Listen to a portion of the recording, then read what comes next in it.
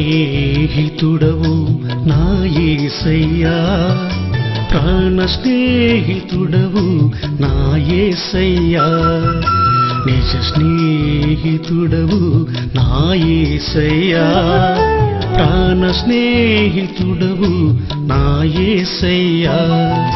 శరీరాశ నేత్రాశ జీవపుడంబము విసర్జించి నీతో కలిసి నడచెదను.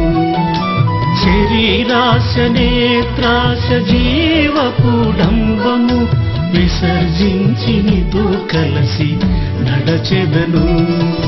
నిజ స్నేహితుడవు నా యేసయ్యా, ప్రాణ స్నేహితుడవు నా యేసయ్యా.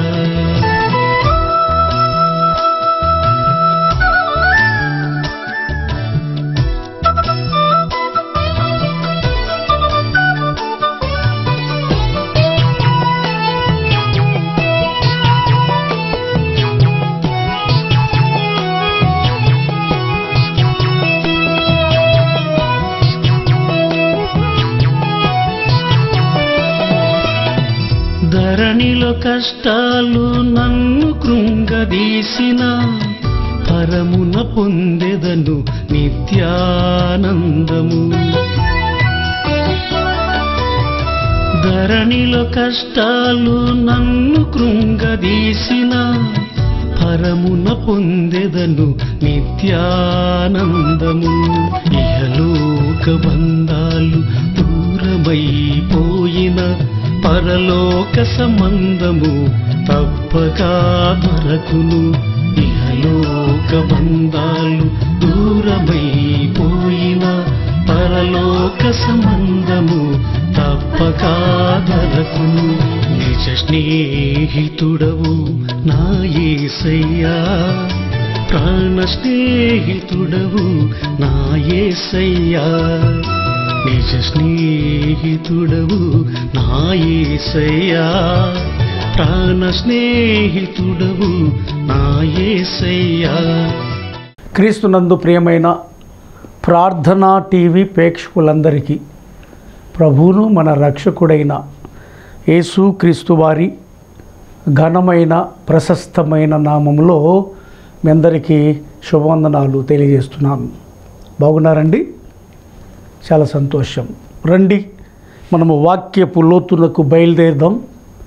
పరిశుద్ధాత్మ దేవుడు మనకు ఏ సత్యములను బోధించనై ఉన్నాడో మరి ఆ వాక్యము వైపునకు మన హృదయము, మన చెవులు, మన సమస్తము త్రిప్పి మరి ఈ వాక్య పట్టణంలో ఉన్న తాత్పర్యాన్ని మనం స్వీకరిద్దాం. ఇక వాక్యపు లోతునకు బయలుదేరుతున్నాను. రండి ప్రియ సహోదరి సహోదరులారా, కుడి రండి, వీక్షించండి, విని వాక్యానుసారమైన జీవితంలోనికి మనం ప్రయాణం చేయాలని కోరుతూ ఇక నేను వాక్యంలోనికి వెళ్తున్నాను. చూడండి, యోహాను గారు రాసిన మొదటి పత్రిక 2వ అధ్యాయము 15వ వాక్యాన్ని మనం చదువుకుందాం. ఈ లోకమునైనను లోకములో ఉన్న వాటినైనను ప్రేమింపకుడి. ఎవడైనను లోకమును ప్రేమించిన ఎడల తండ్రి ప్రేమ వానిలో ఉండదు. లోకములో ఉన్నదంతయు అనగా శరీరాశయు, నేత్రాశయు, జీవపు డంబమును తండ్రి వలన పుట్టినవి కావు. అవి లోక సంబంధమైనవే. లోకమును దాని ఆశయు గతించిపోవచ్చున్నవి గాని దేవుని చిత్తమును జరిగించువాడు నిరంతరము నిలుచును. ప్రార్థన చేసుకుందాం. మహాగణుడవైన పరిశుద్ధుడవైన మా తండ్రి, మీకే స్తుతి స్తోత్రములు స్తోత్రములు తండ్రి. ఈ చల్లని వేళలో మీ మెల్లనైన స్వరము మాకు వినిపించండి. ఈ లేఖనములో ఉన్న సత్యము విశదీకరించమని అనేక మంది హృదయాలు తాకటానికి నాయన మీరు కృప అనుగ్రహించమని, ఈ వాక్య సత్యములను మీరే మాకు పరిశుద్ధాత్మ ద్వారా బోధించి నీ నామానికి మహిమ తీసుకురమ్మని యేసు పరిశుద్ధ నామమున ప్రార్థన చేస్తున్నాను తండ్రి. Amen, amen, amen. రండి ఇక వాక్యములోతునకు వెళ్దాం. ఇక్కడ యోహాను గారు తన మొదటి పత్రికలో రాస్తూ ఈ 2వ అధ్యాయంలో 15వ వాక్యములో ఈ లోకమునైనను లోకములో ఉన్న వాటినైనను ప్రేమింపకుడి. చూసారా? మరి ఈ వాక్యము మనకు బహు అర్థమయ్యే రీతికి రాశాడు. ఈ యోహాను గారు మనందరికీ తెలుసు, జబదయ కుమారుడు. ఈయన దేవుని దగ్గర, మన యేసు ప్రభుల వారి దగ్గర శిష్యుడిగా ఉండక మునుపు ఆయన బాప్తిసం ఇచ్చే యోహాను గారి దగ్గర కూడా శిష్యరికం చేశాడు. ప్రభుని వెంబడించడానికి మరి యోహాను గారిని అడిగి ప్రభుని వెంబడించేటప్పుడు ఆ బోధకుడా మేము కూడా వస్తాము, నీ నివాసం ఎక్కడా అని అడిగాడు. నక్కలకు బొరియలు ఉంటున్నవి, ఆకాశ పక్షులకు గూళ్ళు ఉంటున్నవి, మనుష్య కుమారుడు నివాసము చేయటానికి తలవాల్చుకున్నటకు స్థలము లేదు అని చెప్పాడు ప్రభు. ఆయన్ను వెంబడించి శిష్యుడయ్యాడు. శిష్యుడవటమే కాదు, విపరీతంగా ప్రేమించే అనుభవంలోకి వెళ్ళిపోయాడు యోహాను గారు. ప్రభువుని అత్తుకుంటాడు, రొమ్మున కౌగిలించుకుంటాడు కుడి పక్కన. మరి అనేక ప్రాంతాలకి ప్రభు వెళ్ళినప్పుడు ఆయనతో పాటు వెళ్ళి ఆయన యొక్క గుణాతిశయముని ఆయన అలమటించుకున్నాడు, ఆయన గుణాతిశయముని ధరించుకున్నాడు. ఆయన పరిస్థితులన్నీ ఆయన ఎంత ప్రేమమయుడో తెలుసుకున్న యోహాను గారు రాస్తూ ఏమంటున్నాడంటే, ఈ లోకమునైనను లోక మర్యాదనైనను మీరు అనుసరించవద్దో. అయితే లోకములో ఉన్నాయంట శరీరాశ, నేత్రాశ, జీవపు డంబమే. ఏమేమున్నాయి? శరీరాశ, నేత్రాశ, జీవపు డంబం ఉన్నవి.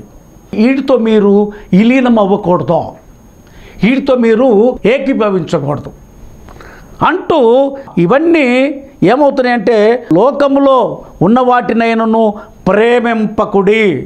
లోకములో ఉన్నవి ఏమంటే శరీరాశ, నేత్రాశ, జీవపు డంబం. వాటిని మీరు ప్రేమించకుడి ఖచ్చితంగా చెప్తున్నాడు. మరి వీటిని ఈ వాక్యాలను మనం ఏం చేస్తున్నాము, ఎక్కడ పెడుతున్నామో తెలుసా? ఇవన్నీ ఓకే తెలుసు అని భ్రమ. మనం ఏం చేస్తున్నామంటే ఈ వాక్యాలన్నీ మనకు కాదు, పరిశుద్ధాత్మ దేవుడు మనతో మాట్లాడే ఈ సర్వసత్యం ఏంటంటే, ఆ దినములో పరిశుద్ధాత్మ దేవుడు యోహాను గారితో ప్రజ్వలింపజేసిన ఈ జీవవాక్యము మనకు కూడా ఇప్పుడు ప్రజ్వలింపబడుతుంది పరిశుద్ధాత్మ ద్వారా. అయితే ఈ యొక్క 16వ వాక్యమునికి వస్తే, లోకములో ఉన్నదంతయు అనగా శరీరాశ, నేత్రాశ, అది జీవపు డంబం. చూసావా? ఈ జీవపు డంబంతో ఎంతమంది విశ్వాసులను, ఎంతమందిని ఏం చేసి ఉంటాం అసలు ఒకసారి మనం గమనించాల. జీవపు డంబముగా వేషనైనా క్షమిస్తాను కానీ వేషధారణను క్షమించను అని ప్రభు చెప్తున్నాడు. నీవు జీవపు డంబం, నీ జీవపు డంబాన్ని చూపించి నువ్వు ప్రవేశిస్తే అది జరుగుతుందని వాళ్ళని భ్రమ పెట్టి ఏం చేస్తున్నాం? మప్పి పెట్టి ఏం చేస్తున్నాం? నీకు అంత పవర్ ఉంటే, అంత శక్తి ఉంటే నువ్వు దేనిని ఆశించవే? ఈ శరీరాశ ఉండదు, నేత్రాశ ఉండదు, జీవపు డంబం ఉండదు. అయితే ప్రియ మిత్రమా, వీటన్నిటినీ నువ్వు పక్కన పెట్టావు.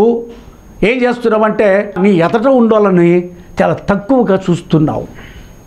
నువ్వు గొప్పవాడిగా ఫోకస్ అలాగే కనిపిస్తున్నావు. లోకంలో నువ్వు అలా కనిపిస్తున్నావు అంతే. దేవునికి కనిపించు. ఆయన నేత్రము సంచారము చేస్తుంది లోకమంతా. ఆయన నేత్రము నిన్ను చూస్తుంది.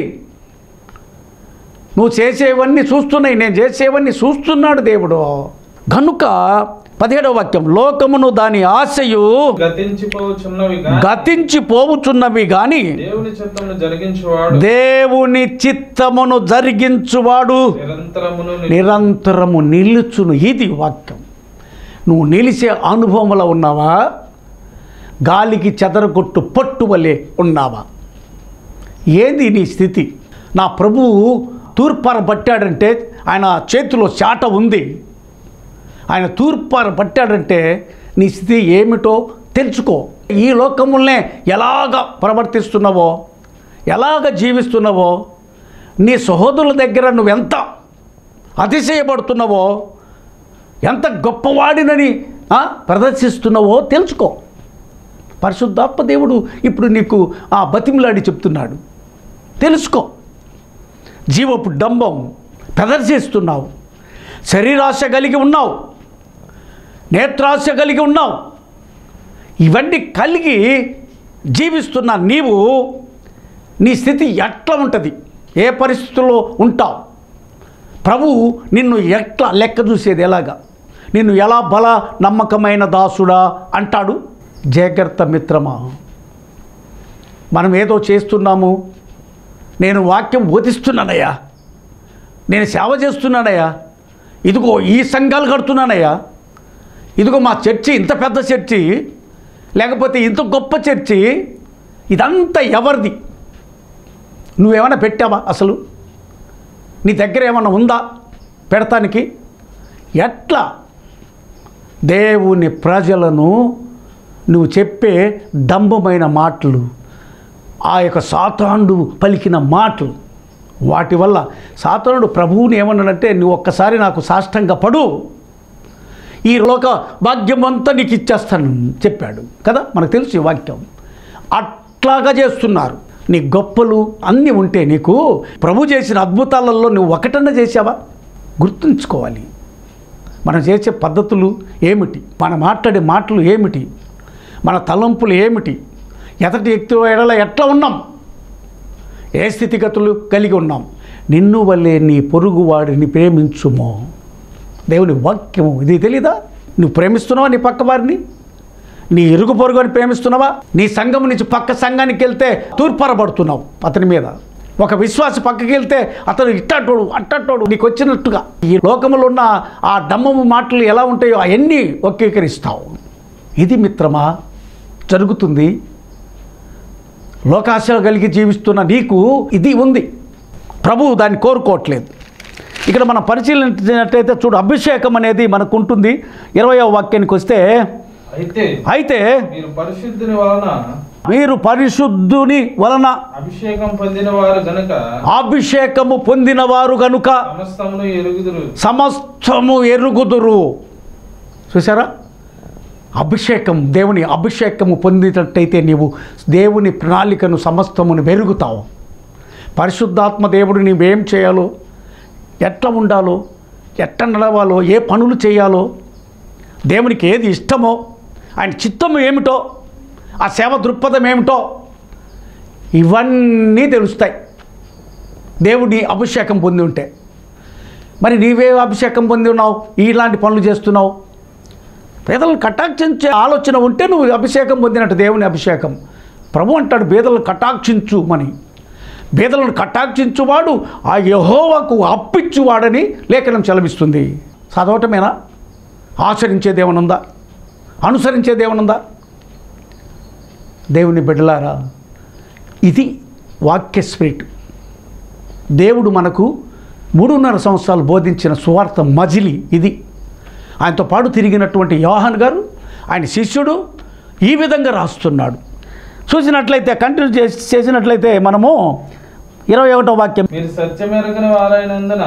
మీరు సత్యమును ఎరుగనైన వారైనందున నేను వ్రాయలేదు కానీ, మీరు ఇట్లా అని చెప్పేసి నేను వాక్యం బోధించట్లేదు కానీ, మీకు రాయట్లేదు కానీ, మీరు దానిని ఎరిగి ఉన్నందున, దానిని మీరు ఎరిగి ఉన్నందున,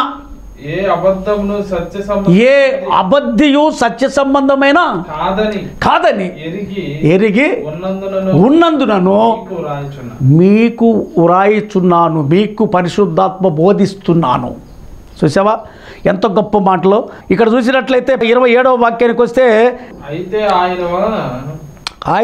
ఆయన వలన మీరు పొందిన అభిషేకమును మీలో నిలుచుచున్నది గనుక ఎవడును మీకు బోధింప అక్కరలేదు. ఆయన ఇచ్చిన అభిషేకము సత్యమే గాని అబద్ధము కానేరదు. అన్నిటిని గూర్చి మీకు బోధించుచున్న ప్రకారము ఆయన మీకు బోధించిన ప్రకారముగాను ఆయనలో మీరు నిలుచుచున్నారు. చూసారా, ప్రభువు బోధించాల, మనకి పరిశుద్ధాత్ముడు మనకు సర్వసత్యంలోనికి నడిపించాల. ప్రభు వాక్కు మనకు ప్రజ్వలింపబడాలంటే దేవుని అభిషేకము ఉండాల. ఇవన్నీ ఉన్నాయా? మరి బోధిస్తున్నావా? దేవుని వాక్య స్పిరిట్ని ప్రజ్వలింపజేస్తున్నావా? లేకపోతే ఆయన ఎట్టు అనుకుంటాడేమో, ఈమె రాదేమో సంఘానికి, ఆయన అదేవుతాడేమో, ఈ డిస్కషన్లో ఉండి వాక్యాన్ని తప్పుదారి పట్టిస్తున్నావా? ఏమి చేస్తున్నావు? ప్రభు వాక్యాన్ని ఎలా బోధిస్తున్నావు? ఖండిస్తున్నావా? బుద్ధి చెప్తున్నావా? ఇది చేయాల్సినది. వాళ్ళు ఖండిస్తే బుద్ధి చెప్తే నీకు వచ్చే రావనుకుంటున్నావా? ఎందుకని? నువ్వు దేవుని వైపు తిప్పుతానికి నువ్వు సంఘాన్ని పెట్టావా? లేకపోతే ఏంటి అసలు విషయం ఏంటి? ఆహారం ఇవ్వలేడా దేవుడు? ఆయన కదా జీవాధిపతి, జీవాహారము నేనే. ఎందుకు చెప్పాడు ప్రభు? ఆయన అద్భుతం చేయలేదా? 5 రొట్టెలు 2 చేపలను 5,000 మందికి వడ్డించి 12 గంపలు నింపలేదా? నీకు ఈ లోకములో డంబంగా జీవించాలి, శరీరాశగా జీవించాలి, నేత్రాశగా జీవించాలి, డంబము కలిగి ఉండాలి, లోక మర్యాదను అనుసరించాలి. ఇది గోల. బతిమలాడి నీతో మాట్లాడుతున్న మిత్రమా, జాగ్రత్త పడు. జీవించుచున్నామన్న పేరు మాత్రమేనా? ముతుడవే నువ్వు. యోహాను గారు రాశాడు ప్రకటన గ్రంథంలో, గొప్ప గొప్ప మాటలను ప్రజ్వలింపజేశాడు. అయితే ఇక్కడ ఒక మాట చూసినట్లయితే మనం చూడండి, 3వ అధ్యాయంలో 15వ వాక్యంలో ఒక మాట చూద్దాం. తన సహోదరుని దేశించువాడు నరహంతకుడు. అనుకుంటున్నావు నువ్వు నరహంతకుడు ఎవడంటే ఏమన్నా మటర్ చేసే లేకపోతే ఇతర అనుకుంటున్నావు. ఏ నరహంతకుని యందును నిత్య జీవము ఉండదని నువ్వేం చేస్తున్నావో తెలుసా? నీ సహోదరుని హత్య చేయటం అంటే పొడవటం కాదు, మాటలతో అతన్ని చికచార్చుతట్టు చేస్తున్నావు. నువ్వేమో పెద్ద గొప్పవాడిలాగా చూపించుకుంటున్నావు, నీ పక్కన సోదరులేమో లంబు జమ్ములాగా అహినాయిక అన్నట్టుగా తిరగాలి. ఇదా నువ్వు చేసే చావా? ఒంటరిగా చేయి చావా, దేవుని చావా. నువ్వు ఇండివిజువల్గా చేయి దేవుని చావా. రహస్యమందున్న తండ్రికి గదిలోనికి వెళ్ళి తలుపు వేసుకుని ప్రార్థన చేయి. ఇది ఆలకిస్తాడు. కానీ నువ్వు చేసే డమ్మమైన పనులు, నువ్వు చేసే శరీరాశ కలిగిన పనులు, నువ్వు చేసే జీవపు డమ్మము కలిగి ప్రయాణం చేస్తే అదంతా ఈ లోక మర్యాదను అనుసరిస్తున్నట్టే. ఇక తిరుగులేదు, ఇక క్వశ్చనే లేదు. ఆ కంటిన్యూ చూసినట్లయితే ఆయన మన నిమిత్తము తన ప్రాణం పెట్టెను గనుక, ఆయన మన నిమిత్తం. నువ్వు ఎవరికెవరికి పెట్టావు ప్రాణం అసలు చెప్పు నాకు. ఎవరికెవరికన్నా పూటన్న పడ్డావా? పోనీ ఒకరోజు కూటికన్నా ఏర్పాటు చేసావా వాళ్ళకి? పేదల దగ్గరికి వెళ్ళి ఏమి చేసావు నువ్వు? ఆయన మన కొరకు ప్రాణం పెట్టాడు, నిన్ను నన్ను లేవనెత్తాడా? గనుక దీని వలన ప్రేమ ఎట్టిదన్నది అది అది అది అసలు మనము కూడా సహోదరుల నిమిత్తము ప్రాణములను ప్రాణం పెడుతున్నావా? ప్రాణం తీసేస్తున్నావా? చర్చకు వస్తే పలాని దానికి ఇవ్వాల్సిందే, నువ్వు పలాని దానికి ఇవ్వాలి, అది ఇవ్వాలి, ఇది ఇవ్వాలి, ఇది ఇవ్వాలి. ఏమి ఎందుకు ఇవ్వాలి అసలు? నువ్వు పెట్టు ఉంటే నీ దగ్గర, నువ్వు చెయ్యి. ప్రభు ఆత్మ చాలా దుఃఖపడుతుంది తెలుసా? ఆత్మను పడేస్తున్నారు. ఏదైనా క్షమిస్తాడు. దేవుని ఆత్మను కించపరిస్తే దేవుడు క్షమించాడు. ఈ వాక్యాలని తెలుసు మనకి. తెలిసినా సరే మనం ఏం చేస్తున్నామంటే ఏదేదో మనం చేసే చేష్టలన్నీ చేస్తూనే ఉన్నాం. అవన్నీ చేయకపోతే లోకంలో జీవించడం కష్టం కదా. దేవుని మీద ఆధారపడు మిత్రమా. దేవుని సేవ చేయి, నమ్మకంగా దీవెనలు పొందు, పరలోక రాజ్యం చేరు. నీతో పాటు ఉన్నవారు బాగు చేయి, వారిని దేవుని వైపు తిప్పు. దేవుని వైపు తిప్పుకోవట్లా, నువ్వు నీ వైపు తిప్పుకుంటున్నావు. దేవుడు అంటే వాళ్ళకి తెలియదు, నువ్వంటే తెలుసు వాళ్ళకి. ఈ విధంగా పరిశుద్ధాత్మ దేవుడు ఎందుకు మాట్లాడిస్తున్నాడు తెలుసా? నువ్వు మాట్లాడకపోతే గాడిదకు నోరిచ్చి మాట్లాడిచ్చేస్తాడు. బిలాము ఆ విధంగా దూసిన కత్తి చేత పట్టుకొని నిలబడితే దేవదూత వెళ్తే ఆ తల లేచిపోతుంది, శిరసావనం అయిపోతుంది. ఆ గాడిద కాపాడి అటు ఇటు వెళ్తుందని చెప్పేసి దాన్ని కొడితే దేవుడు దానికి నోరిచ్చాడు. ఏంటి నువ్వేంటి అసలు? గాడిద చెప్పింది బుద్ధి. బిలాముకి మార్పు చెందటానికి ఇది పరిస్థితి అని చెప్పింది. మరి ఏంటి? ఆలోచించు, గమనించు. వాక్య స్పిరిట్ అనేది ఉండాల, పరిశుద్ధాత్మ దేవుడి మీద ఆధారపడాల. అప్పుడు నువ్వు చేసే ప్రచేష్టాలు, నీ వేషధారణ, నీ మాట, నీ తలంపులు ఇవన్నీ సంఘంలో ఉపయోగపడతాయి. బిడ్డలకి వాళ్ళు నడుస్తారు, నువ్వు నడిచేదే ఇదైనప్పుడు వాళ్ళు ఎలాగ నడుస్తారు? ఇక దేవుని వైపు మనం నడచాలి. నేను క్రీస్తును పోలి నడుస్తున్నాను అంటాడు పౌలు గారు. స్టేట్మెంటు. కనుక ప్రియా మిత్రమా, ప్రియా దేవుని సొత్తైన ప్రజలారా, వాక్యమును నమ్మండి. ప్రజలు అయినా మీరు దేవుని పిల్లలు, ఎవరిగో పిల్లలు కాదు, మనము దేవుని పిల్లలం, నిబంధనాజనులం. నీతి న్యాయముల కర్త అయిన దేవుడు ఆయన పాలిస్తూ ఉంటాడు మనకు. మన అవసరతలను, మన అక్కర్లను, మనకు ఏదన్నా వ్యాధి వచ్చినా, మన కుటుంబాలు బాగలేకపోయినా బాగు చేసేదే దేవుడు, ఇంకెవరు కాదు. కనుక ఈ విషయాలన్నీ, ఈ సద్విషయాలు మనం గమనించాలి. మనమే మోసపోవద్దు. మోసపోకుండా దేవుడు ఎక్కిరించబడ్డాడు. అక్రమం విస్తరించడం చేత అనేకుల ప్రేమ చల్లారిపోయాను. కనుక మనమే ప్రభుతో ఉంటే మనకేమేం చేయాలో, ఎట్ట నడుచుకోవాలో నేర్పిస్తాడు. ప్రియ సహోదరి సహోదరులారా, దేవుని సొత్తైన ఓ ప్రజలారా, దేవుని అడుగుజాల్లో నడిస్తే, దేవుని హత్తుకొని జీవించగలిగితే, అంటుకట్టబడి జీవించగలిగితే దేవుడే సమస్తం శక్తి పెడతాడండి. నీ అవసరతలను తీరుస్తాడు, నీ అక్కర తీరుస్తాడు, నీ వ్యాధి బాధలను తీసివేస్తాడు, నీ కుటుంబ పరిధిని మొత్తాన్ని ఆయన చేతులకు తీసుకుంటాడు. ఏది కావాలో అదంతా సఫలీకృతం చేస్తాడు. ఆకాశ వాక్యల నిప్పి పట్టజాలని దేవుని ఆశీర్వాదాలు కుమ్మరింపచేస్తాడు. అది దేవుని యొక్క సొత్తు. కనుక మనము లోక మర్యాదను విడిచిపెట్టాలి. లోక మర్యాద ఉండకూడదు, శరీరాశ ఉండకూడదు, నేత్రాశ ఉండకూడదు, జీవపు డంబము ఉండకూడదు. ఇది దేవునికి అయిష్టం. కనుక ఈ మంచి చల్లని వేళలో పరిశుద్ధాత్మ దేవుడు మనం మాట్లాడే సర్వసత్యం ఏంటంటే, లోకమును దాని ఆశయు గతించిపోవచ్చున్నవి కానీ దేవుని చిత్తమును జరిగించువాడు నిరంతరము నిలుచును. అది నిలుచునంటే ఆరిది దేవుని రాజ్యం, ఆరిది పరలోక రాజ్యం. ఆ 12 గుమ్మముల పట్టణములో ప్రవేశిస్తారు. ధవలమైన సింహాసనం ఎదుట చేరి గానపతి గానములు చేస్తారు. ఇది దేవుని రిలేషన్, దేవుని బంధం. అది కోరుకుంటున్నాడు. అందుకోసం మనమలా నిర్మించాడు దేవుడు. మన తల్లి గర్భముల పిండముగా రూపించి నన్ను స్తుతించండి, ఆరాధించండి. పరమున దూతలు 24 పెద్దలు ఎలాగ నన్ను స్తుతిస్తున్నారో భూలోకంలో మీరు కూడా అలాగా స్తుతించమని ఆయన మనకు మాదిరిగా మనల్ని ప్రేమించి మనల్ని ఇంతలా వాడిని చేశారు. తెలుసా?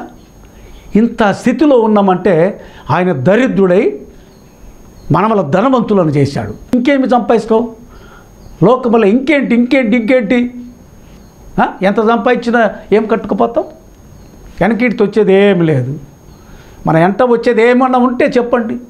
కనుక అవన్నీ గుర్తుపెట్టుకొని మనం ఏం చేయాలంటే, వాస్తవంగా మనలో ఉన్న ఏమన్నా ఉంటే కల్మషం అంతా కడుక్కొని ఇకనన్నా తిరిగి ప్రభుతో రిలేషన్ కలిగి మనం ప్రయాణం చేస్తే మన కుటుంబాలను, మనలను, మన సంఘాలను, మనలను, సమస్తాన్ని దేవుడు దీవించి ఆశీర్వదిస్తాడు.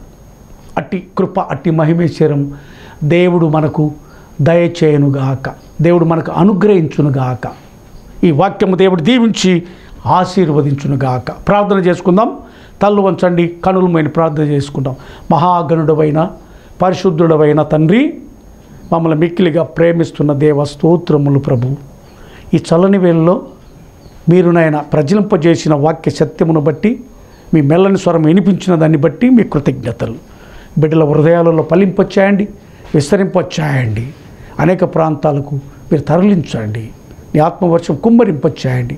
నాయన ఈ చల్లని వేళలో నాయన బిడ్డలు విన్నారు ప్రభు, విన్న వాక్యము వారి హృదయాల్లో ఫలించటానికి కృప అనుగ్రహించమని, సహాయం చేయమని, బిడ్డల కుటుంబాలు దీవెనకరంగా మార్చమని, ఆయన మారు మనసు లేని పాపక్షమాపణ లేని వాళ్ళు పాపక్షమాపణ పొంది నిన్ను గురి కలిగి జీవించే భాగ్యం దయచేయమని, ఈ మాటలను నాయన మీరు పెద్దలింపజేసి నీ నామ ఘనతకై ఉండటానికి కృప దయచేయమని యేసు నామములో ప్రార్థన చేస్తున్నాను తండ్రి.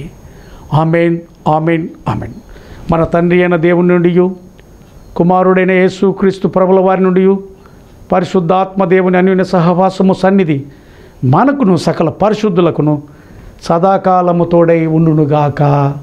ఆమేన్, ఆమేన్, ఆమేన్. గాడ్ బ్లెస్ ఇవ్వండి. మీ అందరికీ వందనాలు.